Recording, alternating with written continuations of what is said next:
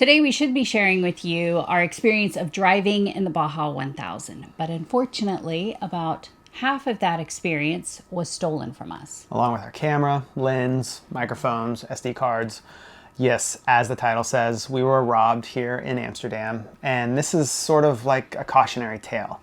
How we were robbed, what was stolen, and most importantly, what we've learned. Because as technology continues to increase for us, it also increases for criminals. So let's start from the top. On Saturday, the race ended for the Baja 1000. On Sunday, we got in our car, drove to LA, and then on Monday morning, we were on a plane to Amsterdam. Yeah, long flight later, we land in Amsterdam. Tuesday morning, we go straight to Metz, which is the big boat show here, which is the whole reason we were rushing. Not a boat show. Oh. Just a gear show. That's true. There is not a boat to be seen. Maybe a tender if you're real lucky, but that's not what it's about. It is just all of the technology and all of the gear. It is a massive show, so much bigger than any of the boat shows, actually. So you need every moment at that show to be able to get around to everything. And we certainly needed every moment. Yeah, so we landed Tuesday morning in the airport, and by lunchtime, we were already filming at Metz. Spent the entire day running all around the show, looking at stabilizers and batteries and electric motors. We stayed to the very bitter end, went home, crashed, woke up first thing in the morning, headed back. So now this is Wednesday morning, and we are at the show all day, doing our thing again, researching, because we've got a new boat to fit out. Meeting with people, learning about this new technology. Yeah, and filming it to share with you. End of the day rolls around. We've got new friends that we've made from Metz, so we head out to dinner. The only thing we had with us was just our big camera and our microphones. Yeah, we were trying to keep it super simple for filming so we could just sort of not have to worry about backpacks. And that was an absolute godsend, I guess, because the only thing we had was a camera. Right. So trying to be a little bit smarter, also because we're in a city, so carrying less is good, because carrying around backpacks is sort of obvious. So keeping it light and simple, we thought was a good thing, and still was. So at this point, we've been going nonstop for about 2 weeks of just nonstop filming. Because it was Baja 1000, and then of course at Metz. In normal situation, every adventure I then download, back up, format the cards so I start fresh. But when we're going crazy, then sometimes I just don't have time, or it's just I'm too crazy, I can't really think about it.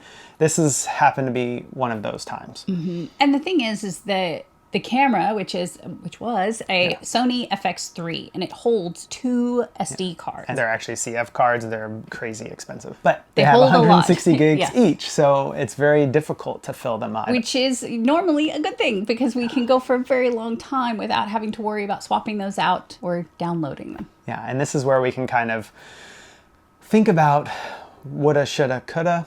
You know, we arrive, we're going to dinner, we decide to park in what we think is a secure parking area. It says cameras, fully secured. Parking garage. In a good gates. Part of town. This is a nice neighborhood. It's attached to the Heineken Experience Center. It's a very popular garage. So we park in that garage, and we do what a responsible person does, which is you leave nothing in sight, and we had nothing else with us other than the one camera. So we put that camera in the trunk that was locked, hidden away where nobody could see it. And the only other thing that was in that trunk was a few groceries that we had picked up right before we went to dinner. Yeah, and we're parked in a good spot where the camera can see our car. So I thought, oh, this is about as safe as it can get. It's 24-hour monitor. We go to dinner. We have a really great time hanging out with our new friends. Some of those new friends include Judy and Steve from Sailing Fair Isle. And their accommodation was en route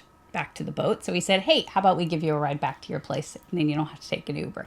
They said, that sounds great. Thanks so much. We all proceed to walk back to our parking garage. And as I'm walking up, we walk by this woman who's just hysterical. She's crying and just kind of distraught. Very emotional. And we thought, oh, maybe she had like a big argument with somebody or whatever. Like, we didn't notice anything that looked weird. The parking lot's pretty empty. And as I'm walking towards our car, I hit the unlock button and the lights don't flash. And I thought, oh, that's odd. I know I locked it. Sure enough, as we get close, we see they smashed the back tiny little triangle window on the driver's side.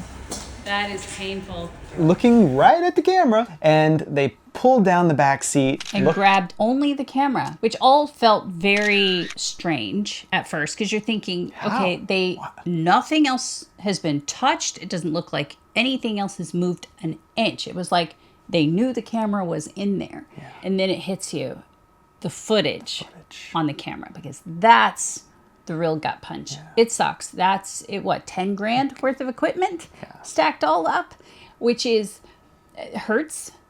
But the experiences on that camera, we can't replace, we cannot replicate.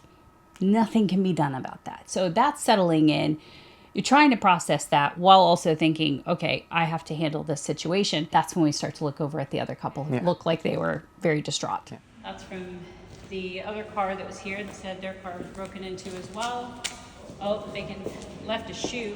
We immediately go down to the intercom and the area where there's supposed to be security personnel for the garage. Nobody's in there. We push the intercom button. We get some representative from whoever the is the guy that's sitting in some room somewhere that's supposed to be watching these cameras, who's supposed to be your security or the person you call if you're having trouble, I suppose, with the gate or any other issues in the garage. And he is unsympathetic and unhelpful at best. Yeah. Police can ask for video images. Okay, we will come with the police. Where do we come to see the images? Explain to the police, and then the police will come by us. Yeah, we can't do anything. You can't see the footage. Just call the police. We called the police, or should I say, rather, we were trying to call the police. We were struggling with getting somebody to answer the phone. Like, there is the emergency number that wasn't working on any of our phones, so then we had to look up what was the local police number, found that on the internet, and Steve ended up calling from his phone. It's their garage that this is happening in. You would have thought they would have had some responsibility to it, but in fact, they're completely the opposite. And now you're telling me that they won't let you, that the police look at the footage either. That seems very strange. It happens so often that we're not going to come. Yeah. Oh, is that what she said? That's what she said. It happens so often we can't come. File a report. I said, well, we need to really look at the cameras. And she said, don't have the authority to look at the camera. And I said, well, that's very strange. Or the police, how can you not have the authority to look at the camera? He said, well, as soon as you've made a report, then we have the authority to do it. So Steve and Judy used to work for the BBC, and they have done a lot of really impressive work all over the world, which also means they still do some very impressive work over on their channel. Plug for them in the middle of all of this. But so they're... Watching him work, his journalistic side come out, he just kept pushing, and he wanted answers. As did we, obviously. That's the law. The robbers have the privacy not to be seen. I can't change the law, so I'm sorry about Okay, no, that's fine. I just wanted to clarify that was the law. It seems to be an odd law that you can be a robber and you've got then the right not to be seen. So at this point, we're not feeling very confident or supported or even heard.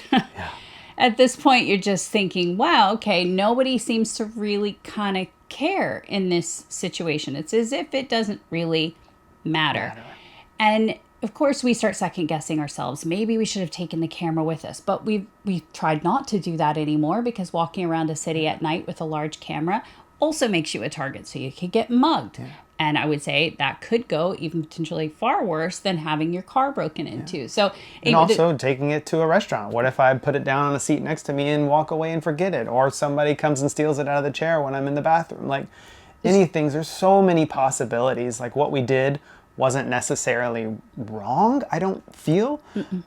Especially in... We parked somewhere we thought was secure. And this is what really starts to frustrate me. Because we park in that garage. It wasn't cheap. It was like $30. 30 euros for about 3 hours? Yeah. So you're paying a premium for the security. Which doesn't turn out there is any. Because even as we were coming back into the garage, there's this little thing where you're supposed to scan your ticket. Yeah, because nobody can get in unless they have a ticket. That's the way it's supposed to work. That's the way that it works in many of the garages here. We're sitting there trying to scan and nothing's happening. And then another lady just walks right up and pushes the door and walks right through. And then we proceeded to do exactly... The first layer of security, fail. Yeah. Second layer of security is the guy that's supposed to be in the room right there. There's nobody in there. And as because we looked up this specific garage. I can read the reviews on Google or whatever. Yeah, Time after over, time after you know. time. Yeah. People have been broken into. Nobody at the security. Nobody seemed to care. It was a lot more of the same story that we are telling you now, which is frustrating to read. Clearly, I didn't read that until after the Afterwards. fact. Yeah, because you're coming in and you're looking and you see all these signs and all these cameras that say secure 24/7, yada, yada, You yada. see cameras everywhere. That's right. But the reality is, like, are they rolling? How often does the footage overwrite? You know, will anybody actually ever see that footage? My guess is no. Yeah. It doesn't sound like anything is going to happen with that. Which kind of leads us to, what did we do after that? Well, of course, they told us that nothing would be done. Nobody was coming. We would just have to go to a police station tomorrow to file a report. We also tried to call Avis at that time, but they didn't answer. So no support there. The next morning, we go to the nearest police station and start to file a report. Which takes hours. And at the end of that, well, okay, how'd it go? You should cancel the parking first. Yes, I should. Yeah, it's crazy. Even at the police station, you have to pay for parking, which just adds to the frustration. I mean, obviously, it's not a big deal, but the most interesting part is she said you can't leave any electronics in your car anytime, anywhere in Amsterdam. She said basically, if you want to be safe, don't park a car in Amsterdam. That's probably not the PR that they want, but she said that's the truth. It happens so often, and they even have little brochures in there that say it just takes 20 seconds for somebody to smash and grab, and apparently the criminals have some sort of RF detector that can read any sort of frequency or signal that might be in your car, so like an AirTag or an old cell phone or a laptop, or in our case, a camera with a transmitter. So we had the microphone transmitter attached to the camera, which is attached to the multi-interface shoes, so most likely it has like a little bit of power to it. Even when it's powered off. Even when it's powered off. And they possibly could have seen that, which is why, even though it was in the trunk and everything was shut, they couldn't see that there was a camera in there. They could digitally see a signature that there was some sort of electronic in there. So that car has not been broken into. It's 11 o'clock at night, and of course our car was. And they probably just had one of those little hammers, the emergency hammers. They just walked up, they touched the window, unlocked it, looked back there, they saw the camera, grabbed it. They were probably gone within a few seconds. And the most crazy part is, if they're smashing our car right here, the camera is shooting them. Hopefully there's footage. She said that the police may or may not review the footage because this is so common here in Amsterdam. If they do, we'll know in 2 weeks. We can follow up with our police report. At the end of the day, we'll never get to see the footage, they said, because of privacy. So apparently the culprit, the thieves, still have anonymity and privacy. We're not allowed to see it. No, it's not a law in the UK. Certainly not. If someone's a robber and they're on film robbing something, then we've got every right to see that footage. You're Vietnamese. Yeah, I mean we broadcast it. Fortunately, I do have my serial numbers recorded on both of those, the camera and the lens. So if they try to sell it, I don't know, maybe pawn it, maybe it goes into a database. It's gone. I can't believe we lost all the footage. Anyway. So the question is, who's at fault here? First and foremost, the thieves, you know, but why did they do it? Because it's easy to get away with. There's clearly a lot of complacency going on. The garage isn't being held responsible. They're not doing anything about it. The police are not necessarily holding the garage responsible. And they're giving the thieves, you know, their anonymity and their privacy. But I'm feeling like, where's my privacy? Yeah. Where's my protection? And I understand that I'm a visitor in this country and it is not mine. But I think no matter what, I feel for everybody in this situation because it's not going to get any better. And like, not to totally put it off on the police officer that we were talking to, she was frustrated as well. She was like, I am not saying I agree with this or that I like it. I am just telling you. But it is the law and we have to follow the law.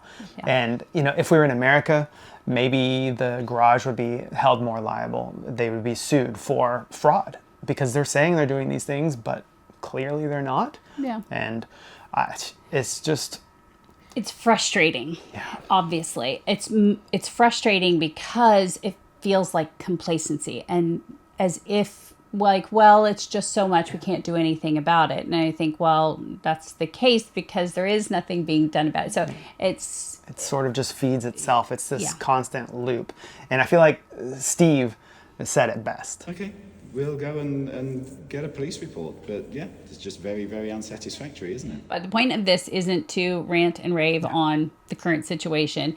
It's to tell you what we learned. So Yeah, and I would say the first big takeaway is don't call the emergency number if you have an Avis car, and maybe on most rental car companies, because apparently the emergency service does emergency things. And Which if is? you lost a window, they said, then they would come and send somebody out and they put plexiglass in the window so you can move the car.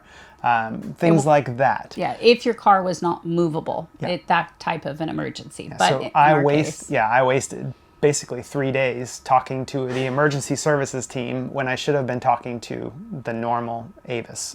But they didn't keep normal hours, or they kept normal business hours, and they weren't really open on weekends or overnight. So then it's just, everything just felt like it was delayed. And also, there was no clarity. Yeah. Nobody seemed to know what to do in the situation. So it wasn't like, oh, you don't have an emergency, you can move your car, and you need to call this number. Oh, your car's been broken into, but you can still drive it. Call this number. That was never They put me the in contact response. with garages that were going to then come out and put a new window in, or I was going to go to their garage. So anyway, it was a whole kerfluffle, let's just say that. Yeah. But eventually I talked to Avis directly, and they were able to switch out my car. Then the next big takeaway would be a renter's insurance policy, which this is something that we used to have. And it's just a basic policy that we got from our local insurance company. You need an address for that, which we've always used Jason's parents as our address for that. And it would cover everything from like my wedding ring to our computers and cameras. But as our cameras kept getting older, we decided to drop the policy because we didn't feel like it was worth it anymore. So our computers were getting older and our cameras were getting older. It's not worth it if you're not keeping your gear current. Exactly. And then when we decided to upgrade our cameras, and then most recently we just bought new Mac computers, also not cheap, then we should have, we should have already gotten that policy again, but we hadn't done it yet. And we've used that in the past, a long time ago when we did have it. I flipped a kayak and I soaked my camera. So it does work. They did replace everything at the cost of buying new. So it really is probably something we'll look into immediately. Yes, because that would have replaced at value the camera, the microphone, the cards, the lens, all of that equipment at least. Of course, you'll always lose the footage and the memories and all that, but That's irreplaceable. yeah. And then also another interesting thing is our travel credit card. It's not a full protection, but it does give us some protection. So with American Express, we're requested to deny the coverage from Avis, and then we get coverage from Amex. So in theory, And I believe it works exactly the same on like our Chase card, our card. Visa. Yeah. Like I think most travel credit cards will have some sort of protection, so it's worth looking into. I generally knew it, but now I've read the fine print. So Amex will cover personal items that were stolen from our car up to $1,000 per person. So that doesn't come close to covering the camera, but That's I guess where the renter's policy would have come in. yeah, but I guess some coverage is better than none. And then they will work with Avis. Supposedly, this will happen hopefully in the next week or two. It says it takes about 2 weeks for them to review everything, but they will work with Avis to pay them for the replacement of the window. So that doesn't have to come out of our pockets, which is nice. So obviously we don't really know the outcome of all of this or even our police report. We will follow up with all of these things in 2 weeks ourselves personally, just for our own sake. But if any of it falls through or we learn something really pertinent, then we will update you just so that you kind of understand how the process panned out. Yeah, and for now, we'll be using the Osmo Pocket here to film, so hopefully it looks still have and our sounds action- good. We got our yeah. action camera, we got cell phone, and then maybe we'll start looking for a replacement camera. Yeah. And what's next on the channel? Well, yeah, we still have our action camera. I've got some stuff that I shot on my phone. Our teammates kind of recorded some things. Anyway, we think we still have enough to put something together. it won't. There's so much that we're gutted about, but we're trying really hard not to focus on that and focus on what we do have and our memories that you can't take, as far as I know.